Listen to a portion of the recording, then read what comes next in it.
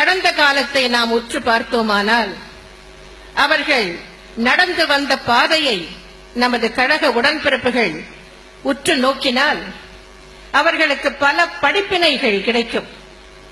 இன்றைய காலத்தில் இளைஞர்களுக்கு எல்லாவற்றிலுமே அவசரம்.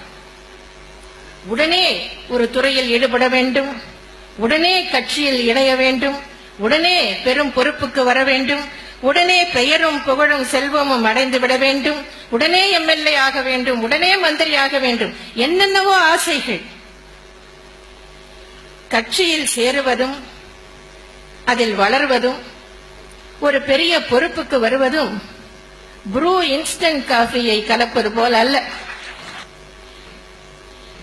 திரு ஓ பன்னீர்செல்வம் அவர்கள் எப்படி வளர்ந்துள்ளார்கள் என்பதை உங்களுக்கு சுட்டிக்காட்ட விரும்புகிறேன்.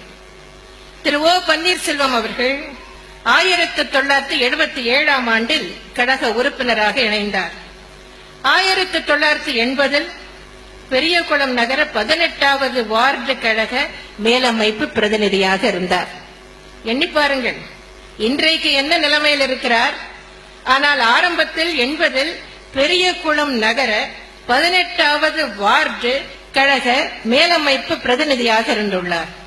பின்னர் 84இல் பெரியகுளம் நகர 18வது வார்டு கழக செயலாளர், 84இல் பெரியகுளம் நகர எம்ஜிஆர் இளைஞர் அணி துணை செயலாளர், 1993இல் பெரியகுளம் நகர கழக செயலாளர், 96இல் பெரியகுளம் நகரமன்ற தலைவர், 1997இல் தேனி மாவட்ட எம்ஜிஆர் இளைஞர் அணி செயலாளர், 1998இல் பெரியகுளம் நகர கழக செயலாளராக 2வது முறையாக தேர்வு செய்யப்பட்டார்.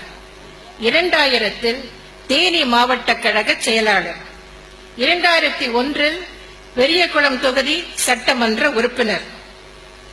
அதன் பின் அவர் முதலமைச்சராகவும் இருந்தார்.